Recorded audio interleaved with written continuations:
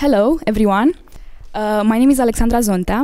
I'm working at the Student Recruitment Office, and I'm very pleased to welcome you all to this event. In the next couple of minutes, we are going to have a panel session with current CU students. It's comprised mainly of students from mainly 13 departments in one school, and I hope you're going to enjoy it. In the next couple of minutes, we are going to tackle 4 main topics, broader topics about CU, and the purpose of this panel is to have an idea about CU environment, academic environment, cultural and social environment. So after the panel, I will encourage you to pose some questions related to what our speakers are discussing. Before starting the panel, I would highly encourage everyone from the panel to introduce themselves briefly. Please tell us your name, your department, and also your country. So. I'm Mohammed Khalifa from Egypt and PhD program in Department of Mathematics. Hello, my name is Bojan. I'm from Serbia. I'm studying here on the first year of the 2-year MA program in Medieval Studies. Hi, my name is Imogen. I'm in the history department. I'm from New Zealand, and I have 6 weeks to go at CEU. That's right. Hi, I'm Gudrun. I'm from Iceland, and I'm in the nationalism program. Hi, I'm Victoria. I'm from Republic of Moldova. I'm studying here at Legal Studies Department, Human Rights Program. Hello, my name is Levan. I'm from Georgia, and I'm Gender Studies Department. Hi, I'm Vlad. I'm from Romania, Political Science Department. Hello, I'm Daria. I'm from Ukraine. I'm a student of the Department of International Relations and European Studies. Hi, I'm Christina. I'm from Hungary, and I study economic policy at the Department of Economics. Hi, I'm Ahmed Moradi from Iran, and I'm doing my 2nd year of sociology program.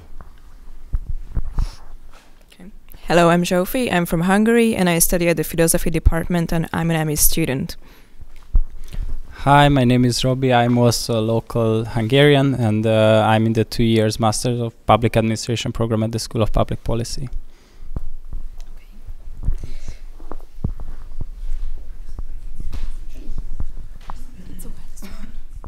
Okay, thank you very much for your brief introduction. And at this point, I think we can open the panel with our first question. I would like to know from the current students what makes CU academic environment so unique, or how you perceive this. Please don't be shy. Well, based on my experience, I would say that CU is a small institution, but relatively rich institution, and it makes it very unique because the ratio of professors and students is very low, and you get enough support in terms of the quality of education. But one thing was quite important for me was that for MA students, it gives travel grants, and it was perfect, and you cannot find this much support in other institutions, especially Europe, in terms of funding. So it was quite unique for me.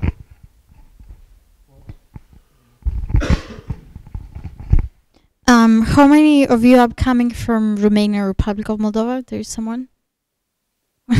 Don't be shy. Okay. Romania or Moldova? Romania, okay. I'm from Moldova, but I finished my bachelor degree and my first master in Romania, so I'm more familiar with the Romanian system. So in light of what my colleague wanted to say, and making a parallel with the Romanian system and saying why CU is unique, is exactly because the main reason of research and academic possibilities that offered to you, and the fact that even though you know already how to write an academic paper, for instance, being here at CU, you are developing those skills, and you are preparing yourself, for instance, if you want to follow an academic career, like to apply for a PhD program, even here at CU or any other university. But if you don't know how to do it, because we are coming from different system, and in some system we learn how to write something academic, and others we don't know. In Romania it's so, but again it depends on the university where we're studying. Then you have this possibility to learn it here, how to do it. You have this possibility to learn it by the fact that you have to write different papers. This is one aspect, but the second aspect is that professor, they can help you by advising. They give you feedback, what you did good, what you did not that good, and they advise you how you can do it. But also there is an academic center for writing, that you can establish an appointment and you go there with your paper and they advise you how you can improve your paper. And this kind of advisor is not like they're saying to you what you should do, but they challenge you to think and to find in a way your own style of writing, but also keeping in mind those academic rules that we need to follow. And research also, as you see, we're coming from different departments. First of all, you have the possibility to apply within your department if there are different opportunities to go abroad to other university or to stay here at CU and research. And also there is a general opportunity related to all CU students to apply and to go for 1 week, for 2 months. There's travel grant, there's research grant. And these things, for instance, they are missing from Romanian system. That's why I ask, because when I was studying even my first master's degree in Romania, I couldn't go research, I couldn't do even research. I couldn't do by myself going to a library and study, but this is not that kind of research that we are looking as long as we're already start to grow in this academic environment. So that's why I think from these two perspectives, academic development and research, CU is a very unique university. I'm just gonna continue the same idea, but I think the professors are really good here. They constantly publish in world-renowned magazines or scholarly journals. They're very connected to what's happening in the academic world everywhere else. Like the political science department, for example, is really up to date when it comes to research and quantitative research and the trend in the US and in other big universities. And then there's really a lot of world-renowned scholars that are so accessible, and you can just go and discuss with them possible research topics. So, and also if you look in Eastern Europe, in this region, at big universities, if you look at the professors that teach over there, see that you see that most of them had connections with CEU and were educated here. So I mean, it's really a great place to start if you are interested in an academic career and so on. I think that I can also add that there are a lot of conferences which are going on here at the CU, and if you already know, or you will know, your sphere of academic interest, you are always welcome to come and attend these conferences and seminars, which often are introduced by not only CU professors, but professors from different universities, from different countries, and you will receive on your CU email announcement about every conference which is happening in the CU walls. So from this point of view, you really have a lot of opportunities how to supplement your knowledge from different academic spheres of interest. And apart from that, regarding CU professors, they are really very open to give you advice.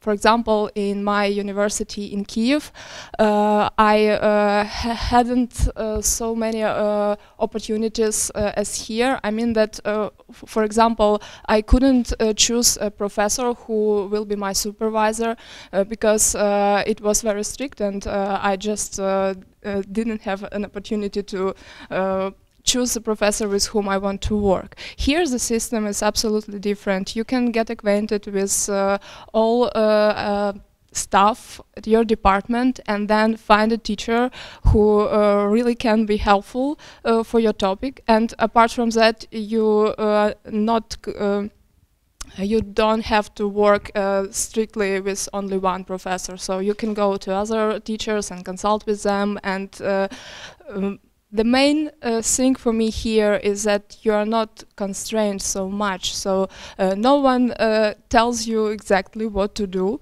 but everyone is open to help. And I think that it's really that thing that should be appreciated a lot.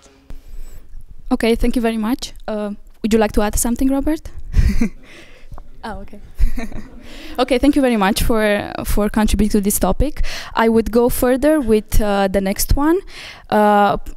Most of you already introduced the next topic, and I would say that we can discuss about the this student engagement at CU and the available initiatives and what CU opens for us at CU. You may know that CU is an university that has a mission and a value, and usually the student body, the international student body, supports this mission of the university. It's the one creating open and democratic societies that respect the human rights and the rule of law. So probably that's why CU opens up this space of free debate, free intellectual debate, free flow of ideas, and of course you have the opportunity of taking initiative and civically and socially engage in some organizations and associations. Most of them, they are based by the CU students, and some of them, they are also external to the CU academic environment. So I would ask you how you perceive student engagement and what are the initiatives that we can we can take at CU. What are the groups, what are the associations, or how can you get involved at CU? I mean, there's around CU, there's like a lot of like organizations like Harshi, for example, the Human Rights Initiative, there's the Open Society Foundation, and then there's all these other student-led groups. You can pretty much create a club based on any sort of, I don't know, idea about, you wanna... Can you give us an example? For example, there's the Gay Rights Club that promotes movies and, different sorts of days. There's initiatives that are happening with, now there's an exhibition in the Octagon with Roma students to kind of tackle the discrimination and the stereotypes against Roma people. So they're doing this through photography. There's also like involvement in local Hungarian groups of all sorts, political or otherwise environmental or whatever. So I mean, there's a lot of opportunities here, and students are, when the revolution in Ukraine happened, students gathered and discussed, and there was a panel and so on. So whenever there's something happening, the students are always have an opinion and ready to, conquer the world. So.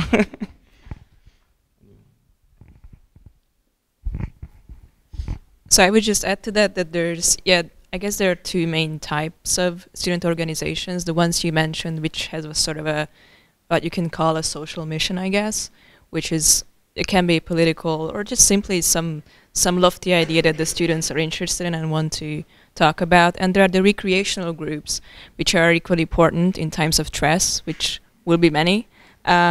Like the hiking club or board games or card games club. And we also have sports clubs, which are very open to everyone because it's not competitive at all. It's just if you want to try out a sport, then you can do that, and just make friends, you can do that. So I would just want to emphasize the fun aspect of things too.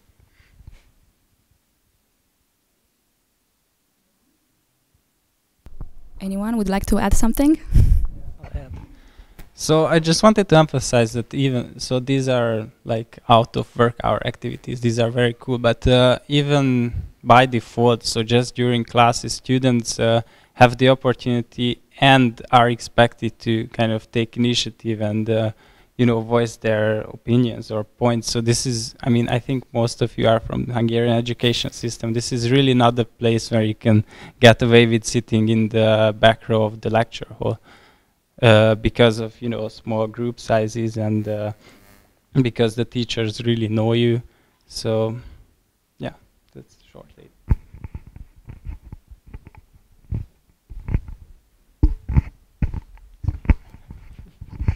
So this is a stereotype, even though it's a positive one. Well, in terms of opportunities, I should mention that I think several us here were part of the Student Union Assembly, which is a student body. So we represent our colleagues and in a way our department in this body, and this is a body created by students for students, and it deals with different activities, but mainly with cultural, social activities. But also, if there are some, I don't know, important issues related to student life, then also we can address them and try to write a petition or letter, or to go to think about a process and to address our issue further. Also, there is a student life service office where it's a CU body, but works very closely with Student Union Assembly, and they organize by themselves different activities, but also in cooperation with student assemblies. So, for instance, in May soon we'll have the fifth, or I don't know the number, I forgot. Sorry, CU Picnic, which is an event organized to help us in a way to do sport and to relax, but also to engage in competitions. So it's one kind of opportunity related to those described before, like culture, social. So there are sorts. Sometimes you might get frustrated that you don't have time to engage with all of them because you have school and you have different other opportunities. But still, the fact that you are here, you are able to choose and to follow what is more close to you or to your preferences. So, thank you very much. You already mentioned guest lectures and also the research opportunities. So maybe you may know that CU is a very intensive research-oriented university. So you will find at CU a lot of research opportunities, like assistance in funding in different internal or external projects. But apart from this, we also have other facilities. I don't know, nobody mentioned the accommodation or the library service. Probably we can get into more discussing about this kind of facilities at CU. And Victoria, you also mentioned the Student Life Office, and we also have a Center for Academic Writing at this point. So there are a lot of centers around CU. I don't know, do you have any experience? You can talk more about your personal experience and also how you used those services at CU. Okay, so I mentioned I'm in the history department, which means I spend 50% of my day in the library, which is great. It's a nice learning space. It's a fantastic English language library. I'm given to understand it's one of the best in the region. If you can't find a book that you're looking for, or you have a journal you don't have access to, though you will find you'll have access to most of the things you need. If for some reason you don't, then they have an excellent interlibrary loan system, so you're able to basically locate whatever you need, and librarians are there to help you. So that's really important, because don't take this aspect for granted. You're going to need it, and it's really important to have. So that's something that CEU has. If you can't find something, it was mentioned consistently, professors will help. Chances are they maybe even wrote what you need, so they might have it. You can ask them, you can ask friends. Everybody is in this together. So whatever services you need, basically just ask. I mean, ask the person next to you, ask a teacher, ask whoever is around you, and they can point you in the right direction. It was mentioned the Student Life Service. They're great, very friendly. They'll help you out with what I struggled with. I mentioned I'm from New Zealand. I wasn't aware that Hungarian systems were so heavy on the bureaucracy. So, I mean, nobody leaves you floating around. So you're gonna, I mean, it's obvious. We have students, it's obvious from this panel, we have students from all over the world. Everybody has to fill out the same sheets of paper. Everybody has to get the same document, the same this, the same that. They'll walk you through it. They'll help you. And I can't tell you what a blessing that is when you arrive in a foreign country and you're trying to meet new people. Even if you are Hungarian, you're nervous. And it's nice to have people help you with that side of things. So hopefully you'll experience that as well. It's the same in the dorms. They're very friendly. Hopefully you have everything you need, and everyone's there all together. So very quickly you'll get to know people. Maybe go for a few drinks. There's plenty of places to do that, and yeah. So it's the services are all there. As I said, just be sure to ask, and people will help you. You're here probably for a very short period of time, a very intensive period of time. So don't make things harder than they should be for yourself, and yeah, just ask around. One more thing about the academic, the writing center. They are very good at helping. The other aspect of that is if you're okay with your English, if English is your first language and you don't struggle so much with writing academic papers, you might be actually working in a second language. So language learning here is also an option. They offer a number of languages through the language center, which you can probably find online. These change as requests change. So they might get 5 or more students who are interested in learning, you know, advanced Serbo-Croatian, for example, or something like that. And if they get enough, you know, interest, then they'll try and make a class for it. There are people who are learning ancient Ottoman script, or they have a class for it. So, believe it or not, I know, right? But they do. One of my friends takes it, and it's his source language. So I don't know of many places that that do that so actively and encourage you to work with whatever sources you need in whatever language. So yeah. I would also like to add some points that actually Imogen already said, especially because I'm from a medieval studies department, and I don't know if any of you actually applied for this program or not. No? Okay, it doesn't matter. So the point, I can imagine maybe why, but the point is actually for a medievalist it's extremely important to work on sources. And therefore, I must point out the 2 things here. One is library, this one, the CEU library actually, and also the access on the ELTE library here in Hungary, in Budapest. The 2 of them, and even more of them, where you can find festivals of manuscripts and a lot of books that I couldn't believe when I came here what I actually am able to find here. And also, if you have a problem with languages, even the source languages, we have that perfect source language teaching group, it's called like that. And they will establish a program for you, they will find anything that you need, and also if you work on your source, for example, which is in some of the Asian languages from Old Syriac, Arabic, Ottoman, Ancient Greek, or whatever, you are going to find your solution, and they will help you. And for me, it was extremely important I can say from my own experience, I never learned, for example, Ancient Greek before. But I had like a beginner's course, and it was a really intense one, but now I'm completely able actually to go through my sources and to understand them. So for the source reading is important, for the library is important, and also for Students' Life Office, I had also a very bad experience back from my home because I had some missing documents, and I must say that the colleagues from the department, also from Students' Life Office, they helped me a lot. They were so patient. They were waiting for me for like, I don't know, even till November to finish with all my documentation. They helped me. They wanted to provide financial support if needed, and now I'm here, and I'm pretty much excited about it and completely happy. So that's it.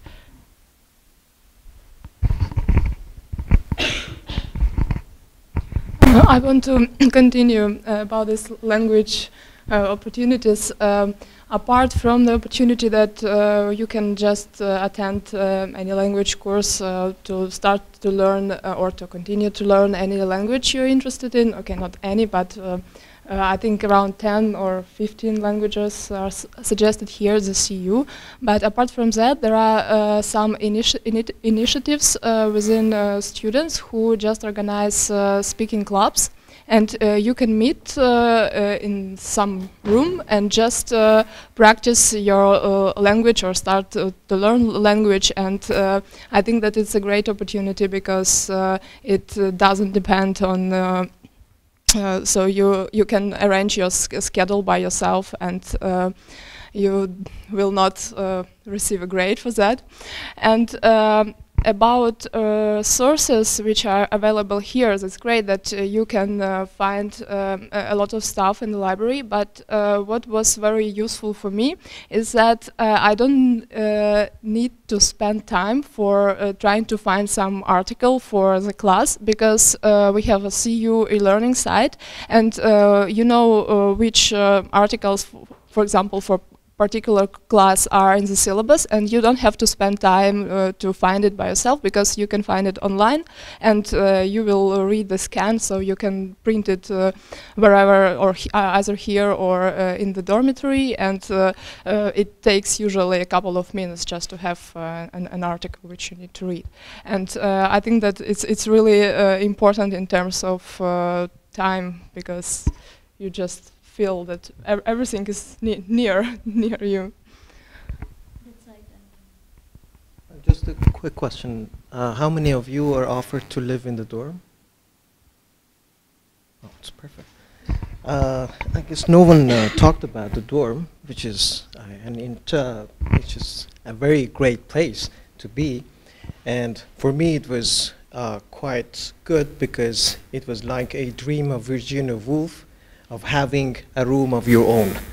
And it's like in this economic crisis, and it's great to live in a dorm, in a room of your own, and spend your quality time in that place.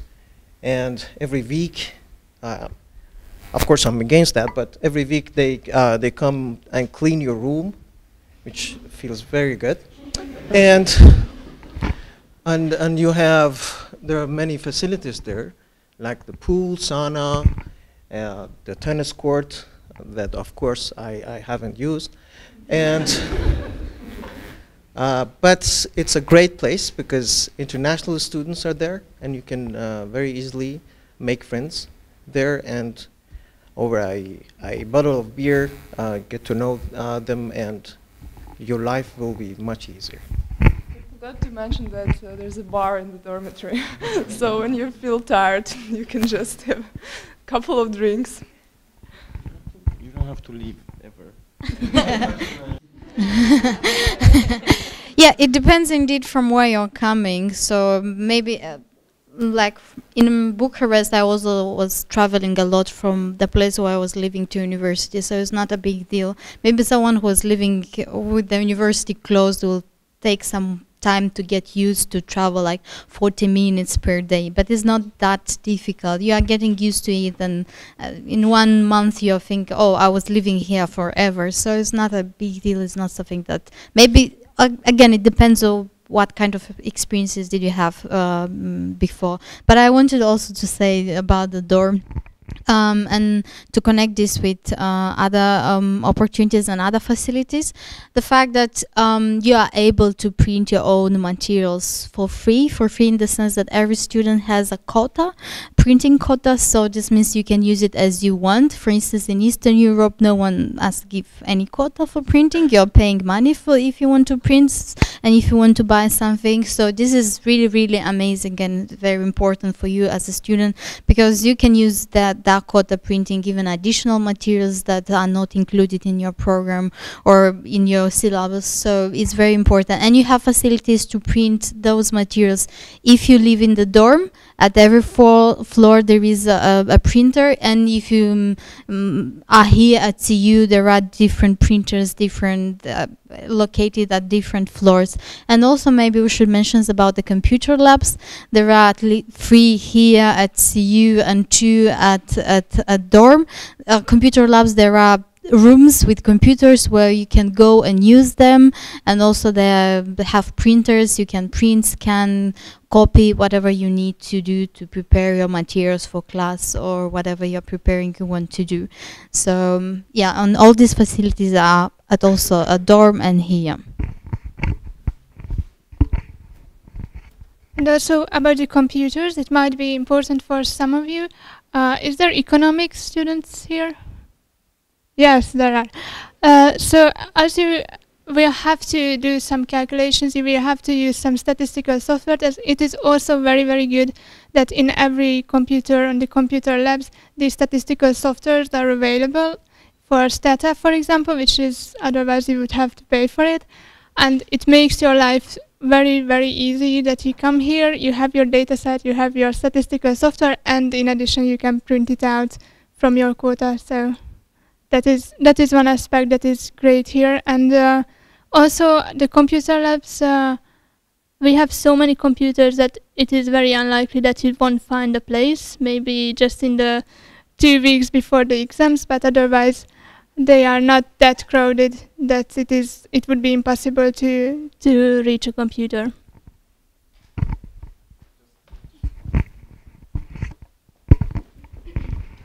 If you cannot find the place in the labs here in the campus, you can go to mathematics department. We have lots of computers there. Anyone would like to add something regarding the facilities at CEU? If not, we will take one more question and then we will leave the floor for the questions, okay? We discussed mostly about the academic life and the cultural and social life, but what about Budapest? Because we are in a city, in a beautiful city, it's a modern one, a hip one, very, very cosmopolitan. You have a lot of concert venues, cultural events happening. What does it mean to be a CEU student in Budapest? How Budapest contributes to your student experience here at CEU? So I really, I did not expect Budapest to be the city that it is, and it really feels like it's this really strong cultural center where there's so many things happening constantly, and where you actually, like for example, immediately after this, there's the International Book Fair here in Budapest. So it's like, I don't know, 5-day event that brings writers from all over Europe and from all over the world. I mean, there's Alexandra mentioned the concert halls, the opera. So it's a very international city as well. I mean, everyone speaks English pretty much, and you won't get lost around the city.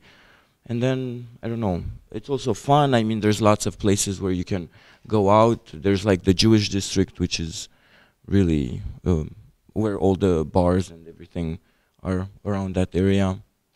And then, I don't know. Do you need a survival kit in Budapest without Hungarian? Or the thing is, probably nobody mentioned this, but at CEU, if you're a student, a current student, you are offered classes in Hungarian, which are discounted, so you don't pay the full price. I don't know if any of you try to attend those classes or have any experience. But there are also groups, you already mentioned them, but also CEU offers classes in Hungarian. So you can learn one semester the basic Hungarian, just for survival in the city. I mean, you will survive here without learning anything in Hungarian. So you don't need to even think about it. And one other thing that I think it's so beautiful about Budapest is that you have all these underground groups, artistic, political, of any kind. And I mean, it's, I don't know, this whole hipster culture and everything. I mean, it's really, really amazing. It's one of the most beautiful cities in the world, I think. So. I want to add that Budapest is also very bicycle friendly. And as far as I know, you can rent a bicycle as a CEU for free. Maybe you can add something about that, because I bought a second-hand bicycle and I'm enjoying it so much. But if you don't want to buy, you can just rent it here and enjoy sightseeing and whatever. In terms of culture life outside of CEU, also CEU has a role to play in the sense that the student life office, they might announce us that there are different tickets, discounts for students for going to see opera performance or theater or something like that. So the fact that you are a student, you might benefit from this by going and buying a ticket offered with a discount for you, and you can go out of CEU and enjoy Budapest already as it is described, very international, very nice and very beautiful. And also at the beginning of the academic year, they are organized if you live at the dorm, then there will be a tour organized to visit Budapest, the most touristic and attractive places of the city, and then you'll know them and you can go by yourself. And also this is at the beginning of the academic year, they organize touristic tours for seeing Budapest and all beautiful places. I think perhaps I can add, as someone coming from quite far away to Budapest and not really knowing much about Hungary or even the entire region before I came here, that CEU takes really good care of us, the students. I mean, I think that they're quite careful with, they send sent us emails letting us know what's going on. If there's a public holiday, they'll send us an email describing, oh, this is a public holiday, this is what's happening. There will be events here, there, and there. Like, perhaps you should avoid this street because there's a particular group protesting. And so, even if you don't know anything, you don't speak a Hungarian, you can't read the newspapers, you don't know anything about the culture, you can still, they keep us, they give us some information so that we know what's going on, and you can feel quite at home here. Yeah. So the other thing is that, as you probably guessed, you'll spend a lot of time with just people in your department, but that also means spending time with a lot of people who are studying similar subjects, so you have something in common, but you're from different parts of the world. So probably you'll hang out and it's going to be people who are really different in a bar, and you'll be quite noticeable, like as a group. So people will sort of say, oh, some CEU students, you know what I mean? So you kind of, people I think can recognize sometimes a group of CEU students like that. The other thing is that it's a really intense period of time, so you're all together. So Budapest is very much a part of that because you're all together here in this city in this time. I was working for the alumni office just recently, and we were calling people, and they were saying, oh, how I miss Budapest, how I miss Budapest. Do they still have this cafe? Is it open? Do CEU students still go there, whatever?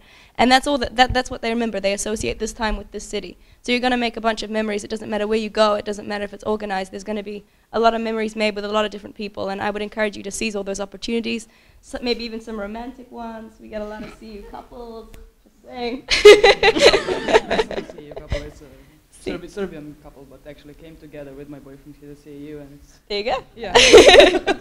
Yeah, so you end up with all kinds of people making friends. And yeah, that's it. Also, if someone of you came from Egypt, for example, or such crowded country, transportation here for me was magic. I couldn't believe. And for example, you asked about how to go to dorm, and it is long distance. I just suggest you to live in Egypt just one day. And then so really, transportation here is amazing, and it is very good, very well. You can go from, even if it is 10 meters, you can find something to take. You don't need to use your foot if you are lazy like me. And also, Budapest is not boring city. For example, if you are going outside every day, which of course you cannot do, you will never be bored. You will always find the places to go. You will always find some streets you never see before. And really, it is an amazing city, especially if you came from different culture like me. It is really amazing. Okay, thank you very much. Would you? It's a really safe city. I mean, it has one of the lowest crime rates, I think,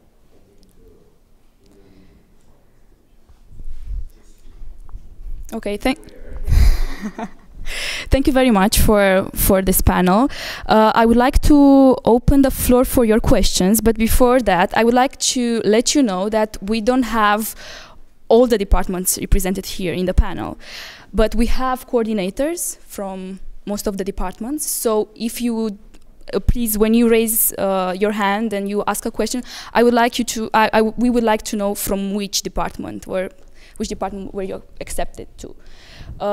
So if you have like a specific department questions and people here will not be able to reply, we have the coordinators, and you can also discuss with them afterwards after this panel. So I will open the panel for the floor for the questions. Department of Legal Studies, hello. Yeah, I have a question on you. How is it with, let's say, internships in some sort of companies? I guess it is quite hard to get an internship here in Hungary if you don't speak Hungarian. Is it right? 5 programs. There are international business law program, economic and something. And then, I'm sorry, I'm not very economic person.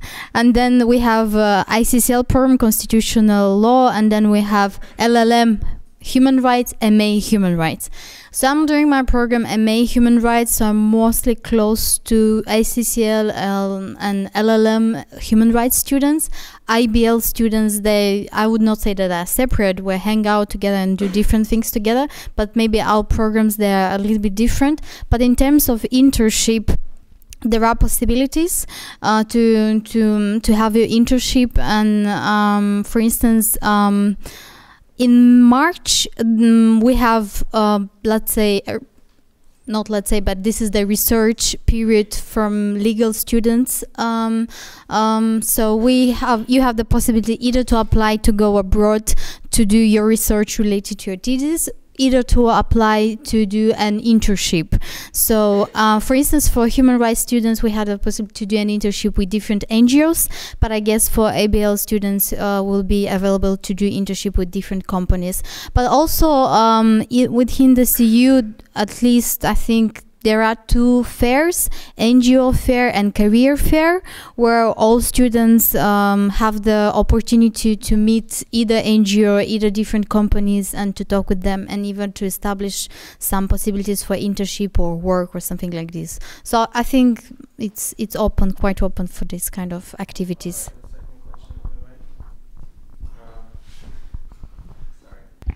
What about cross-departmental education? So let's say I'm doing the IBL program, but I'm really interested in some sort of economics thing, you know. Is it possible to take courses in economics, or just audit it, or, you know, like some sort of cross-departmental education? It's possible. It's possible. It's possible for all departments to take cross-listed courses. But again, our department is special because we have a structure on modules. We don't have semester as the rest of departments. For instance, now I'm doing my 5th module, and still I have to do the 6th module. So sometimes you should be careful. This doesn't mean that it's not possible. It's possible, but you should be careful the way what course you take, because, for instance, if you're taking a course from economic department that they have semesters, the module usually is 4 or 5 weeks. So after each module you have exams. So maybe you'll finish with one module and you'll start the second module, but still will have the course from the economic department, which goes for the entire semester. So you just need to be careful the way you structure your classes, your courses, because at the end is all related also to credits, but you'll find all these details when you come in, which is more like already go to study, and you know what kind of courses do you want to take, why interested in what, and how many credits they have. So it's possible, but again, you should have this in mind that we have modules and other departments they have semesters. So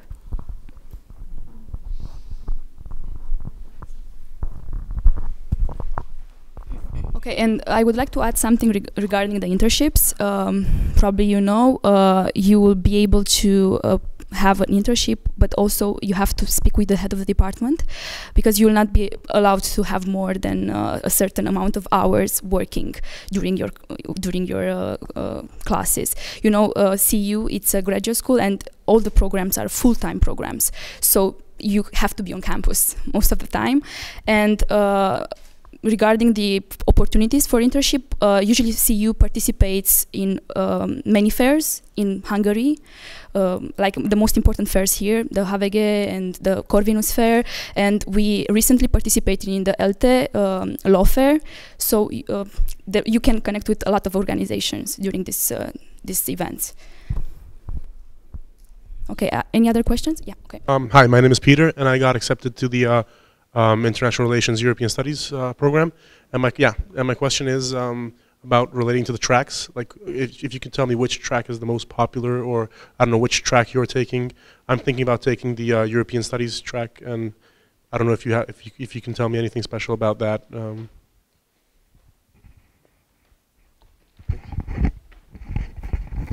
The idea is that you are obliged to take courses from all 3 tracks that we have. So we have International Relations track, European Studies track, and Economic track.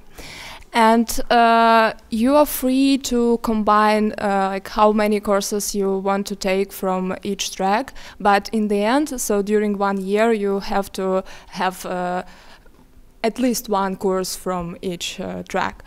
I was particularly interested in international relations track, but sometimes you cannot choose 2 courses which you would like to choose because they can be at the same time, for example. But my personal advice is not try to do everything and study everything, because when you read the explanation of courses, they all sound really very, very interesting, but in the end you understand that it's sometimes not physically possible to do everything. So you can just concentrate on one track, but keep in mind again that you have to organize your schedule in order in the end of the year not to receive that you just had courses from one track, or one track was like less obvious in your schedule. And again, one personal advice from me, if you would like to concentrate on one track, it's very good to ask students from like current MA students about their preferences and impressions, because I don't know your academic preferences, but maybe they can recommend you which particular course is better to take, because if you want to concentrate, for example, on international relations track, but someone can suggest you to switch to another track, because professors can be more helpful with your sphere of interest.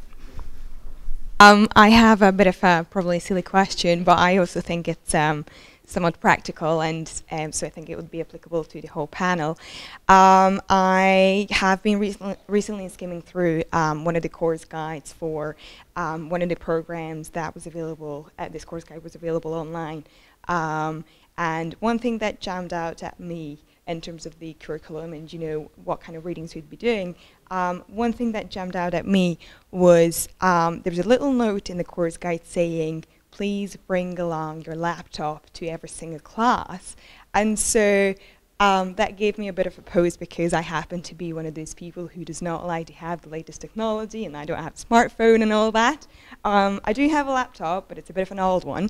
And so my question, I suppose, is to all of you guys who obviously you all have small class teaching environments. The question is, what are the habits? Can you get through a CEU program without you know, having the latest tablet or iPad or whatever that is? I don't even know. So, or is it something that I should consider investing in before coming to study here? That would be my question. I think you can survive through CU without owning all these technologies. And I mean, I also personally really like to print out stuff, and that's how I read the readers and everything. So yeah, I think it's all right. It's not, and it doesn't look, when you enter a classroom, like all these kids on their laptops and not looking at each other and not discussing. It's not like that. It's a really much friendlier environment, and at least in political science, I mean, most of the people, I would say the majority, don't bring their laptops at the course, or they have them in their backpacks or whatever. But I mean, you do need it because you write all the time and all that. But there's so many labs that even if you do not own a computer, it's possible to attend CU, so, and survive it. I would like to add something regarding the computer facilities. You know that we have the labs, so probably, if, I don't know in which department are you interested in, or been okay, because if there are classes that need a computer, usually the professor will reserve the class, one of the labs, exactly. If you have, like, to work with statistics, or I don't know, to watch what kind of course have you been, okay.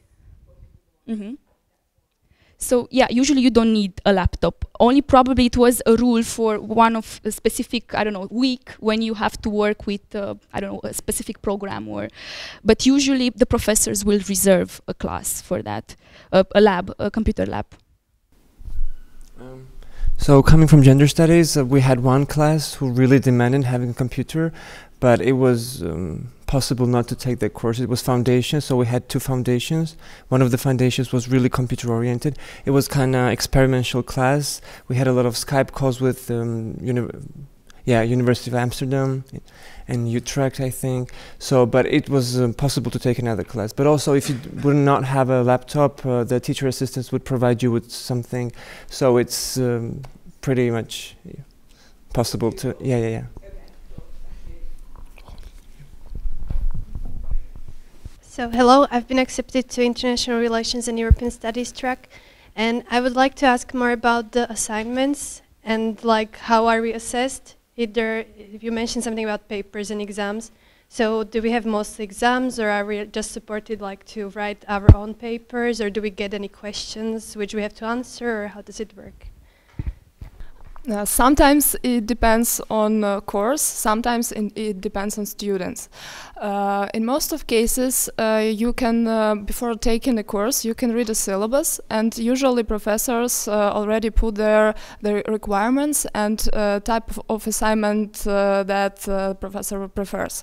But sometimes professor can ask what student prefer, and as majority wants. So sometimes it's a choice between final paper or exam. But many students, they choose course not depending on their interest, but depending on type of assignment, because someone is better in writing, someone is good in class exams. So in most of cases you will know before taking the course.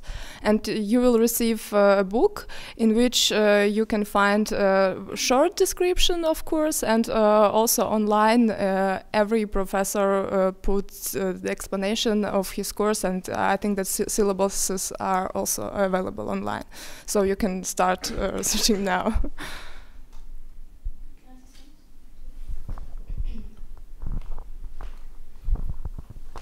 Stepping out, I'm a little cold, I have a flu, but it's okay. I just want to say about assignments, for me it was a little bit unusual. I don't know, I imagine international relations is quite similar in this respect. So the way you're assessed, it's often broken down into quite clear percentage brackets. So a percentage guaranteed will go to your active participation in class. So it was mentioned that you can't sit in the back and just sort of, and there's good reasons for that. You will get, part of your grade will be how much you participate. Another part may be, for example, the class presentation. I've taken some cross-credited classes with the Irish department, and I know that they also require presentation sometimes. That was something new for me. I'd never had to present before.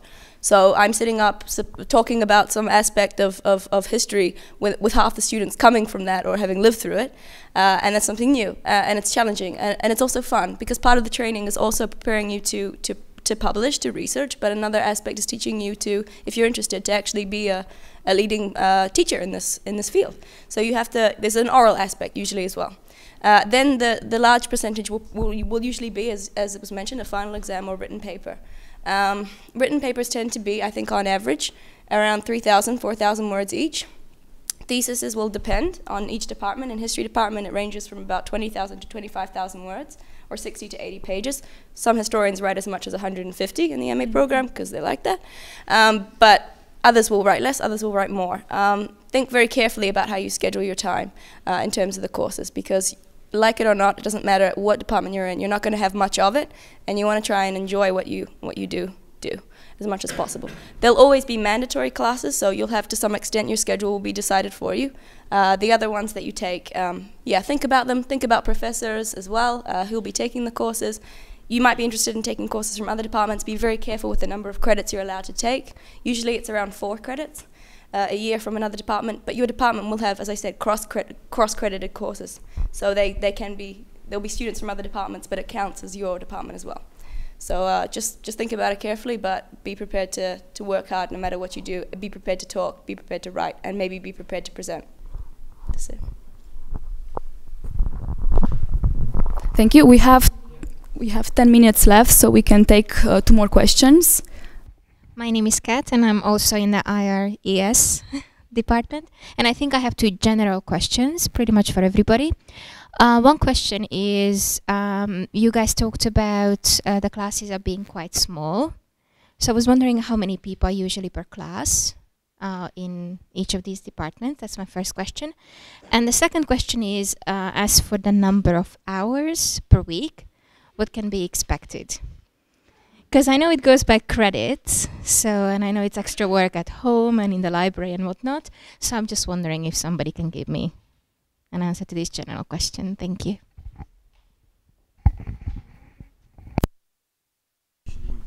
Well, at the Legal Studies Department, and I will mention Human Rights Program, sorry, but I guess there are not that many differences. The number, of course, depends, first of all, how many students are at that program. And usually in my program, because I'm a MA student, Master of Arts, we are in total 13 students, if I do not mistake, but most of the courses we have together with LLM, human rights students. So the class, we can be around 19 or 20, but also there are some courses that are only for 10 students because they are designed only for small group of students, so only 10 students we have in class. But also there is a difference because at the beginning, mostly at the Legal Studies Department, you might have some mandatory courses in order to give the knowledge and information to all students and to have the students with the same basis. And then you have the possibility to choose your own courses. So it depends on your interest. In one class, only 5 students might be interested, only 10 students might be interested, but I think most of the classes that are designed for 10-15 students, no more than that, at least in my department. In IRIS, the largest group is 25 people, like this year, because we have research methods. It's an obligatory course, and the number of students were just split in 2. But in other courses, as I know, threshold is 20, and when you register online your course, you can see how many empty places course still have. How does it work with the free spaces on courses? Don't they usually get like completely booked out before you even have a chance to, like, you know, apply for it? Because that happened to me many times before. It's really, really frustrating. So how does that work? How does the system here at CEU works? I think it's if it's a mandatory course, you have your spot. I mean, they do get filled quite quickly. I mean, everyone's awake at that time at, I don't know, 6 a.m. Everyone on their computers waiting to register. So, but I haven't had a lot of troubles with getting the courses I wanted. So it depends. There's courses and professors that are very loved and really they get filled immediately. So it depends. And in terms of the hours, I think, I mean, the workload is quite high and you have to be prepared and be serious about it and just know that you're going to be reading. I mean, some days you just have, I don't know, 150 pages to read and from one day to another. So it's a quite serious thing. But even if the courses get full, you can still access the professor and tell them to raise the cap. And especially if the subject is really relevant to your thesis, you'll definitely have a chance to get in. So there's no problem. Don't worry. And at the Legal Studies Department, there are only some courses restricted for 10 students, for instance. And maybe for those courses, there is a small fight. You need to be like the first one. But in the rest of the cases, everyone has a place and you register free, so it's not a... I think just to maybe answer both of the questions at the same time, I think I've been on the waiting list perhaps for 5 or 6 courses over the past 2 years, and every time I've gotten in. And for example, once I was, because I've taken courses both from the Human Rights Program and then the IRIS program, and if you're trying to get into a course from outside of your department, you'll be put automatically on the waiting list and they'll see if it fills up. But in all cases, I've just approached the professor and asked. And for example, in one of the IRIS courses last year, I think we ended up being about 25 or more, and they just moved the class into a larger room. But even then, so in the nationalism program, we might be around 10 for each class, and so you'll be sitting at a round table, and it's very like close and intimate, and you have to discuss a lot and you have to come prepared. But even in that IVERS class that ended up being around 25 people, it was still a round table discussion. They just moved everything around, and you're still sitting there face to face with the professor, and you're still expected to be very active. So the class sizes, for me, it seems that it doesn't really matter, because there's always that level of participation that's required, no matter if you have 5 people or 25.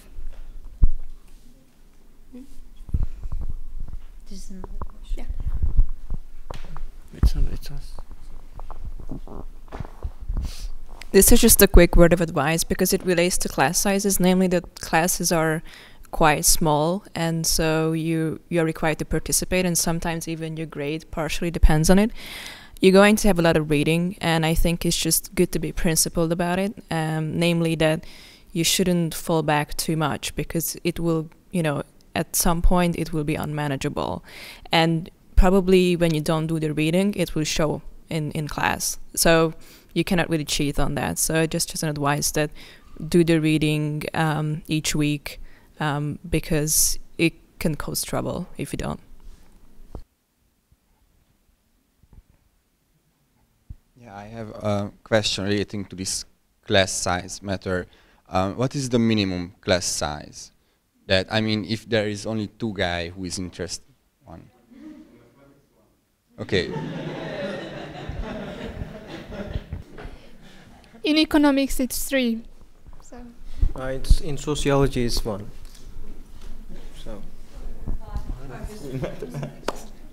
No, at the legal studies department, I do not remember that. I think it should be 5, something like this. Because, I don't know. At the legal studies department, I don't know the number, the minimum. But I know that unfortunately one class was cancelled because enough students they did not sign for that class. But I think it's around 5 and above, so it's not only about 1. Some classes will be bigger and they'll be shorter. So there's a lot of visiting professors at CEU, so they come for a short period of time. So some classes will be 4 credits, but they'll be 2 weeks or 4 weeks, and they'll be intense. So they might even be every second day, or even sometimes every day for 2 weeks. So they'll be intense, and they'll often fill up because sometimes it's a really big name, it's a well-known name, and they'll be big in your field. So if you know that there's going to be such a course, it's 6 weeks long, it's intensive or whatever, maybe keep an eye out for it and try and get in early on those, because in the history department we have some people come 2 weeks, 3 weeks. There's one professor who's really popular, and his class is always really big, and yeah, so those are the ones that get big and fill up. But in terms of minimum, yeah, as we said, it's around 5 usually in our departments. Okay, thank you very much. Unfortunately, we don't have time for taking another question. I would like to thank to the panelists for the discussion and also for your questions.